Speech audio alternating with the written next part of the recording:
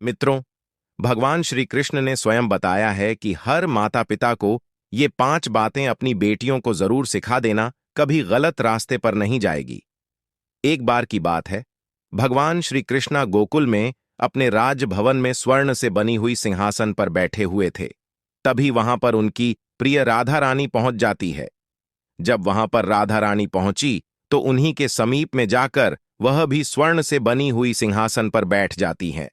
फिर उन्होंने भगवान श्री कृष्ण से कहा, हे प्रभु, आज मैं आपसे एक प्रश्न पूछना चाहती हूं। तभी भगवान श्री कृष्ण कहते हैं, हे प्रिय राधा रानी, आज आप कौन सा प्रश्न पूछना चाहती हैं? आप पूछ लीजिए, आपके सभी प्रश्नों के उत्तर देंगे। तभी राधा जी कहती हैं, हे प्रभु, जिनके घर में बेटियां जन्म लेती हैं, उन माता पिता को अपनी पुत्री को वह कौन सी बातें बताना चाहिए या सिखाना चाहिए जिससे उनकी बेटियां कभी गलत रास्ते पर न जाएं। तभी भगवान श्री कृष्ण कहते हैं, हे देवी, आज आपने मनुष्यों के लिए बहुत ही उत्तम प्रश्न किया है। जो भी मनुष्य इस कथा को पूरे मन और ध्यान से सुनता है, वह समझ जाता है कि वह कौन सी 5 बातें हैं जो अपनी बेटियों को अवश्य सिखा देना चाहिए। कभी भी जीवन में गलत रास्ते पर नहीं जाएगी। हे प्रिय राधा, आज की जो हमारी कथा है, यह बड़ी ही ज्ञानवर्धक है। यह कहानी हर माता पिता और उनके बच्चों के जीवन में ढेर सारी प्रेरणा देगी। और इस कथा को जो भी मनुष्य पूरा सुनता है, वह जान जाता है कि जिस घर में बेटियां होती हैं, माता पिता के घर में बेटियां जन्म लेती हैं, उन्हें अपनी बेटियों की कैसी परवरिश करना चाहिए और उनका अंत क्या होता है। किसी भी घर में पुत्री का जन्म लेना कितना शुभ होता है, कितना खास दिन होता है। जिस घर में पुत्री जन्म लेती है वह घर बड़ा भाग्यशाली होता है।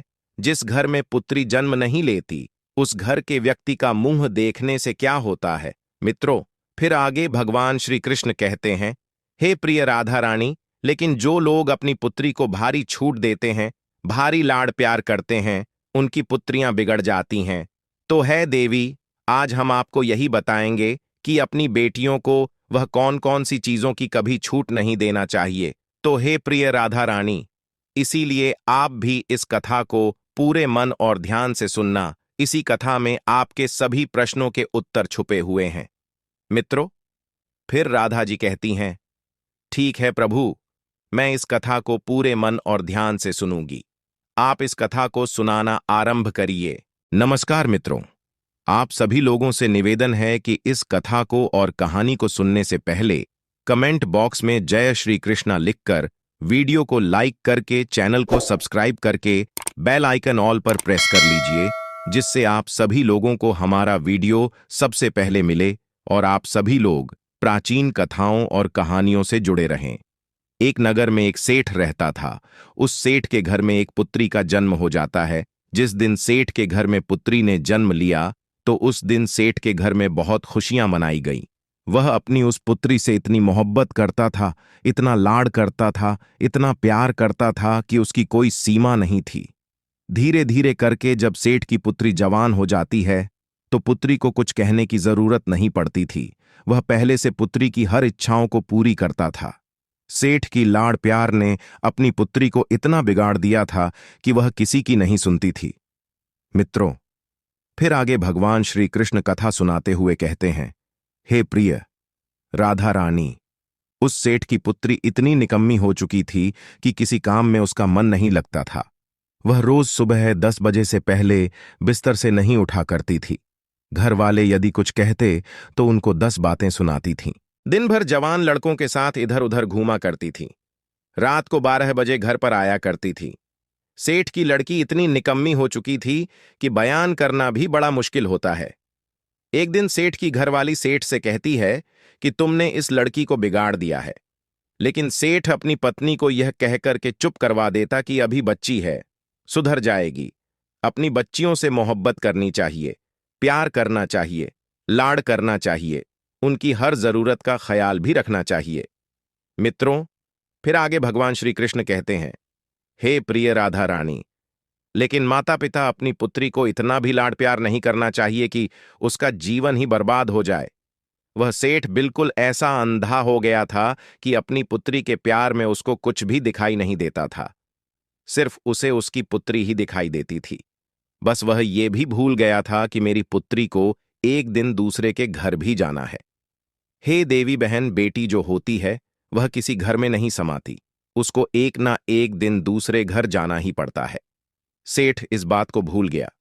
सेठ अपनी पुत्री से इतनी मोहब्बत करता था कि उसको कभी डांटता भी नहीं था। यदि कोई दूसरा भी, यदि उसकी माँ, उसके भाई वगैरह भी डांट दे तो उनसे भी सेठ लड़ता था, मना करता था। वो यही कहता कि अभी बच्ची है, सुधर जाएगी। अपनी पुत्री को हमेशा अच्छे संस्कार देना चाहिए। हर माता पिता को अच्छी तरह से मालूम होता है कि उनकी पुत्री को एक दिन जवान होने के बाद दूसरे घर में जाना पड़ता है। पुत्री की हर गलती को माता पिता सहन कर सकते हैं, लेकिन ससुराल वाले कभी भी बर्दाश्त नहीं करते हैं। इसलिए पुत्री को अच्छे संस्कार देना चाहिए। एक सेठ की बेटी जवान हो चुकी थी, अब शादी करने के योग्य हो चुकी थी। अब सेठ को एक चिंता सताने लगी थी कि कोई अच्छा सा वर, अच्छा सा रिश्ता ढूंढ के और अपनी पुत्री की मैं शादी कर दूं। मित्रों, फिर आगे भगवान श्री कृष्ण कहते हैं, हे प्रिय राधा रानी, यही सपना हर माता पिता का होता है। जिस घर में लड़कियां जन्म लेती हैं, हर माता पिता का यह सपना होता है कि वह अपनी पुत्री की अच्छे घर में शादी करें और उसका अच्छा घर बस जाए। अब सेठ भी इसी चिंता को लेकर बड़ा दुखी रहने लगा। सेठ अपनी पुत्री के लिए अच्छे अच्छे रिश्ते ढूंढता, अच्छे रिश्तों की तलाश करता। इसी तरह करके एक दिन उसको एक अच्छा सा रिश्ता मिल जाता है और सेठ अपनी पुत्री की शादी बड़ी धूमधाम से कर देता है और बहुत सारा धन देकर के अपनी पुत्री को विदा करता है। जब उसकी पुत्री ससुराल में जाती है तो 10 दिन बाद ही अपने पिता को चिट्ठी लिखकर भेज देती है और उस चिट्ठी में लिखी रहती है कि पिताजी, इसी वक्त आप मुझे लेने के लिए आ जाइए। आपने मुझे कैसे नर्क में डाल दिया है। मैं इस नर्क में 1 मिनट भी नहीं रहना चाहती हूं। जब सेठ अपनी पुत्री की चिट्ठी को पढ़ता है तो वह बड़ा चिंतित होता है, बड़ा दुखी हो जाता है। सेठ सोचने लगता है कि रिश्ता तो मैंने बिल्कुल सही ढूंढा था, बिल्कुल काबिल लोग थे, लेकिन पुत्री कह रही है कि बिल्कुल नरक में डाल दिया है। ऐसा 10 दिन में ऐसी कौन सी आफत आ गई है जिसके कारण मेरी पुत्री ऐसा कह रही है। सेठ थोड़ा चिंतित होता है और अपनी पुत्री के ससुराल में पहुंच जाता है। यदि हमारी पुत्री के लक्षण ठीक होते हैं, हमारी पुत्री सही होती है और उसके संस्कार बिल्कुल सही होते हैं, तो पुत्री के ससुराल में पुत्री के पिता को बड़ा मान सम्मान दिया जाता है, उसको आदर दिया जाता है, उसका सम्मान किया जाता है।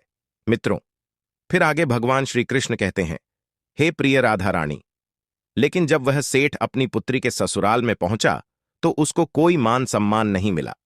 कोई उसे राम राम करने के लिए तैयार नहीं था, कोई उसको आदर देने के लिए तैयार नहीं था। फिर जब अपनी पुत्री के ससुराल में पहुंचता है तो सबसे पहले उसकी समधन मिलती है, यानी उसकी पुत्री की सांस मिलती है। अपनी समधिन से जाकर के वह सेठ राम राम करता है, जय श्री राम करता है, लेकिन वह भी मुंह फुला लेती है और कुछ जवाब नहीं देती है। सेठ फिर अपने समधी से मिलता है, समधी से जय श्री राम कहता है, नमस्कार करता है, लेकिन वह भी कोई जवाब नहीं देता है। उसके बाद सेठ अपनी पुत्री के जेठ से मिलता है, वह भी कोई जवाब नहीं देता है, यानी कोई भी उसको कोई मान सम्मान नहीं दे रहा था। अंत में सेठ अपने दामाद से मिलता है। सेठ का दामाद कहता कि अपनी पुत्री को ले जाओ, हमें इसकी जरूरत नहीं है। ऐसी बिगड़ी औलाद आपने पैदा की है कि इसने हम घर को नरक बना दिया है। इसको तुरंत इसी वक्त यहां से ले जाओ। जो तुमने दहेज वगैरह दिया है उसका बैठ के हिसाब कर लो, हमें इसकी जरूरत नहीं है। सेठ बड़ा दुखी होता है। उसके बाद सेठ अपने पुत्री के कमरे में जाता है और अपनी पुत्री से कहता है कि पुत्री, क्या बात हो गई। सेठ की पुत्री अपने पिता से कहती है कि पिताजी, मुझे इस नर्क में नहीं रहना है। यदि आप मुझे जीवित देखना चाहते हैं तो इस नर्क से मुझे इसी वक्त यहां से ले चलो। पुत्री की इतनी बात सुनने के बाद सेठ अपनी पुत्री को साथ लेकर के और पुत्री के ससुराल के घर से बाहर निकल जाता है। लेकिन फिर भी सेठ की पुत्री के ससुराल वाले कोई भी जय राम जी की नहीं करता है। सेठ अपनी पुत्री को लेकर अपने घर को रवाना हो जाता है। रास्ते में सेठ अपनी पुत्री से पूछता है कि पुत्री, आप मुझे एक बात बताइए कि तुम्हारी सास कैसी है। सेठ की पुत्री कहती है कि पिताजी, उसके बारे में तो पूछो ही मत, वह तो एकदम डायन है, उसने मेरा जीना हराम कर दिया है। ऐसी डायन के घर में आपने मेरी शादी की है, हर वक्त मुझे तंग करती रहती है। ऐसी डायन का नाम भी मत लो। सेठ कहता है। ठीक है पुत्री, अब आप मुझे यह बताइए कि तुम्हारे ससुर कैसे हैं। सेठ की पुत्री कहती है कि उस दुष्ट का नाम भी मत लो, वह तो एकदम दुष्ट है, राक्षस है। उसके बाद सेठ कहता है कि ठीक है, उसे छोड़ो। अभी बताओ, तुम्हारे जो जेठ है वह कैसे हैं। तो जेठ के बारे में भी सेठ की पुत्री कहती है कि जेठ तो बड़े झल्लाद हैं, उनकी तो बात ही मत करो, हर दिन मुझे परेशान करते रहते थे। उसके बाद पुत्री की बात सुनने के बाद सेठ फिर पूछते हैं कि तुम्हारी ननद कैसी है। वह तो ठीक होगी, वह तो तुमसे प्रेम करती होगी। सेठ की पुत्री जवाब देती है कि उस चुड़ैलों का नाम भी मत लो पिताश्री, वह तो बहुत ही बेकार है, वह तो पीस करके खाने वाली है। सेठ अपनी पुत्री की बात सुनने के बाद फिर पूछता कि यह बताइए कि तुम्हारे पति कैसे हैं, हमारे जमाई साहब कैसे हैं, वह तो तुमसे बेहद प्रेम करते होंगे। सेठ की पुत्री कहती है कि वह तो यमदूत है, पूरा यमराज है उसका, तुम नाम मत लो, बड़ा दुष्ट इंसान है, उसने तो मेरा जीना हराम कर दिया है। रात दिन मुझे मारता पीटता था, एक बात मेरी नहीं सुनता था। सेठ अपनी पुत्री की बात को सुनने के बाद अंत में सेठ पूछता है कि अभी यह बताइए कि तुम्हारे मोहल्ले वाले कैसे हैं। सेठ की पुत्री जवाब देती है कि पिताश्री, मोहल्ले वालों के बारे में भी कुछ ना पूछो, वो लच्छे लफंगे बदमाश, पूरा मोहल्ला खराब है। वह सेठ तो बड़ा दिमागधारी था। सेठ भी समझ गया था कि एक इंसान खराब हो सकता है, दो इंसान खराब हो सकते हैं। ये हो सकता है कि मेरी पुत्री के ससुराल वाले खराब हो, लेकिन मोहल्ले वाले तो खराब नहीं हो सकते। इसीलिए दोष मेरी पुत्री में है, मेरी पुत्री के ससुराल वालों में नहीं। सेठ इस बात को समझ जाता है कि सारा नतीजा मेरी लाड़ प्यार का है। यदि मैं अपनी पुत्री को इतना लाड़ प्यार नहीं करता और उसको अच्छे संस्कार देता तो यह नौबत खड़ी नहीं होती। सेठ चुपचाप अपनी पुत्री को लेकर के अपने घर आ जाता है। जैसे ही सेठ की पुत्री अपने घर में कदम रखती है तो उसकी जो भाभियां थीं वह भी मुंह फुला लेती है। सेठ की पुत्री सोचने लगती है कि मेरी भाभी आज मुंह क्यों फुला रही है। हर रोज मेरे से बड़ा प्रेम किया करती थी, मीठी मीठी बातें करती थी, मगर आज मुझे देखकर मुंह फुला रही है। वह अपनी भाभी से जाकर पूछती है कि ऐसी क्या बात है, तुमने मुझे देखकर मुंह क्यों फुला लिया।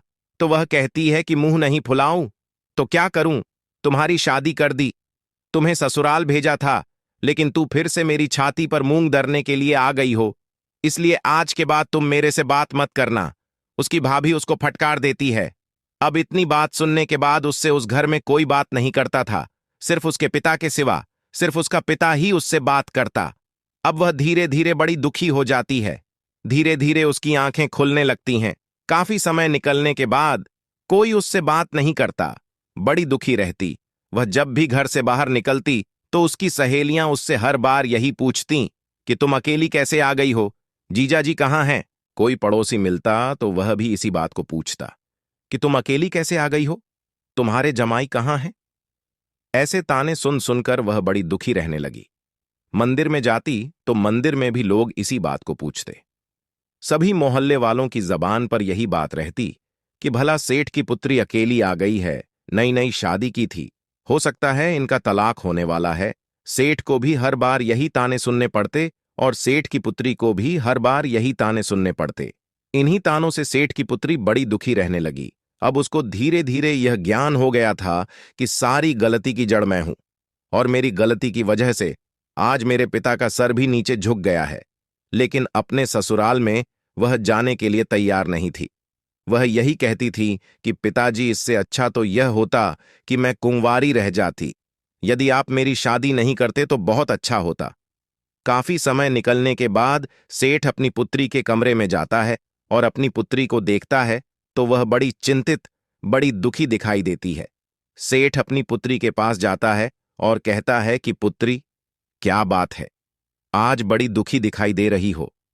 सेठ की पुत्री कहती है कि पिताश्री, मैं बड़ी दुखी हूं। यदि आप मेरी शादी नहीं करते तो मैं बहुत सुख से रहती, लेकिन मेरी शादी करके आपने मुझे दुखों के सागर में ढकेल दिया है। अब मैं ऐसा क्या करूं? ससुराल वाले सभी नरक के समान हैं, ससुराल में जाऊंगी तो कैसे जाऊं? और जो मेरे परिवार वाले हैं, मेरे मैके वाले हैं, कोई मुझसे बात नहीं करता, मेरी माँ भी बात नहीं करती, भौजाई भी बात नहीं करती, भाई भी बात नहीं करते, सभी मेरे से नफरत करने लगे हैं। मैं ऐसा क्या करूं? मैं करूं तो क्या करूं मित्रों? फिर आगे भगवान श्री कृष्ण कथा को सुनाते हुए कहते हैं, हे प्रिय राधा रानी, उसका पिता अपनी पुत्री से कहता कि पुत्री, हमारे नगर में एक बहुत बड़े विद्वान पहुंचे हुए साधु आए हैं, एक संत आए हैं। तुम्हारी समस्या को लेकर मैं उनके पास गया था, तो उन्होंने मुझे एक उपाय बताया है। यदि तुम इस उपाय को करती हो तो 6 महीने के अंदर तुम्हारे सभी ससुराल वाले तुम्हारी मुट्ठी में होंगे और तुम्हारे इशारे पर नाचेंगे। इतनी बात पिता की सुनकर वह लड़की बड़ी खुश हो जाती है और कहती है, पिताश्री, 6 महीने में मेरी मुट्ठी में आ जाएंगे।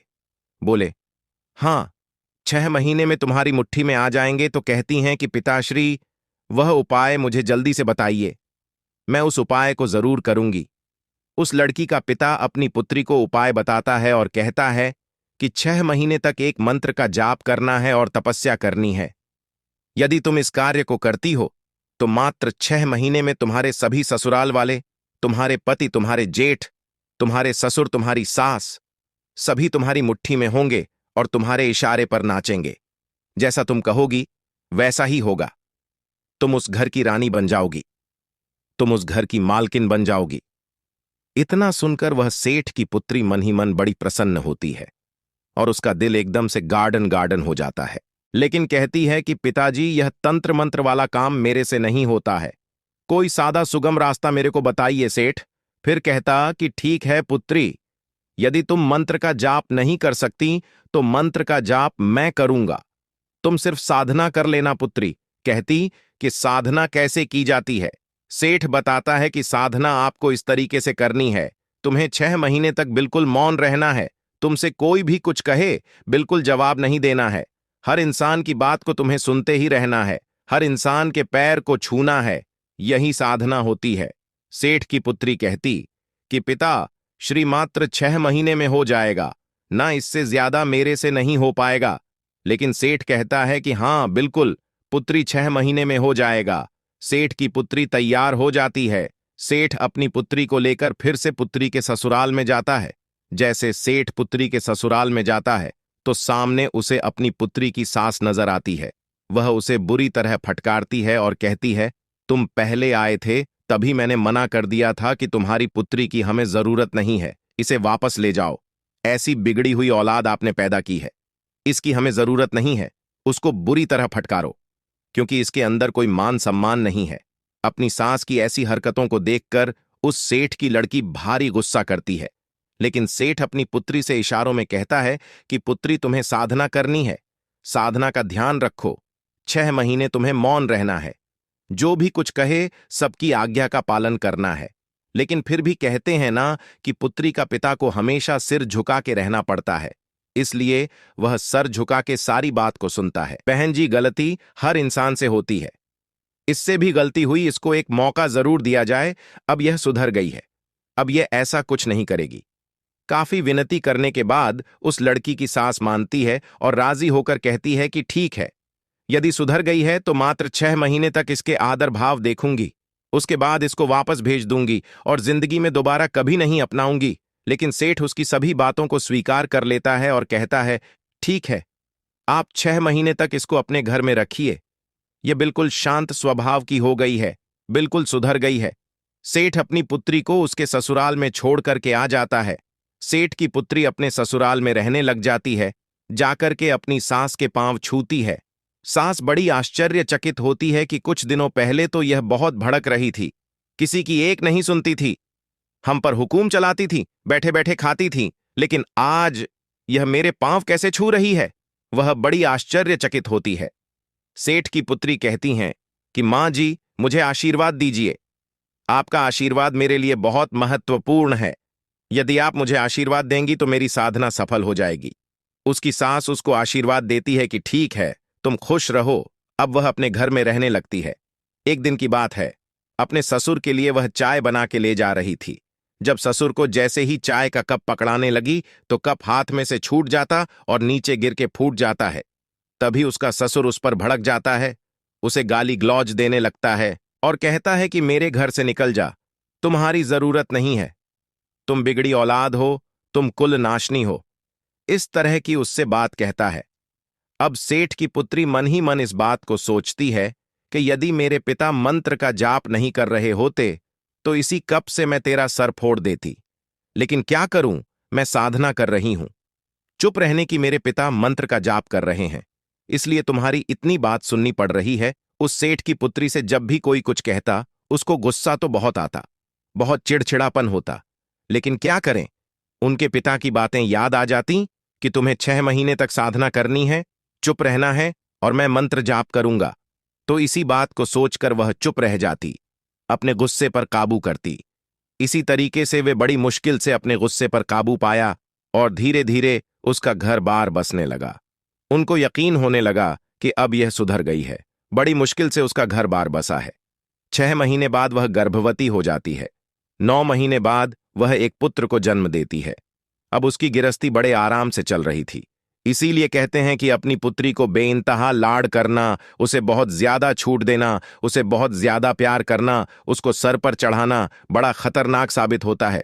मित्रों, फिर आगे भगवान श्री कृष्ण कहते हैं, हे प्रिया राधा रानी, हर माता पिता को अपनी पुत्री से प्रेम करना चाहिए, मोहब्बत करना चाहिए, हर चीज का ख्याल रखना चाहिए, उसे हर चीज देना चाहिए। लेकिन हर माता पिता को अपनी पुत्री को सर पर इतना भी नहीं चढ़ाना चाहिए कि एक दिन तुम्हें भारी पड़ जाए और उसका भी जीवन बर्बाद हो जाए तथा उनके माता पिता का जीवन बर्बाद हो जाए। इसीलिए हर माता पिता को अपनी पुत्री को हमेशा अच्छे संस्कार देना चाहिए। हर माता पिता को यह अच्छी तरह मालूम होता है कि उनकी पुत्री को एक दिन जवान होने के बाद दूसरे घर में जाना पड़ता है। पुत्री की हर गलती को माता पिता सहन कर सकते हैं, लेकिन ससुराल वाले कभी भी बर्दाश्त नहीं करते हैं।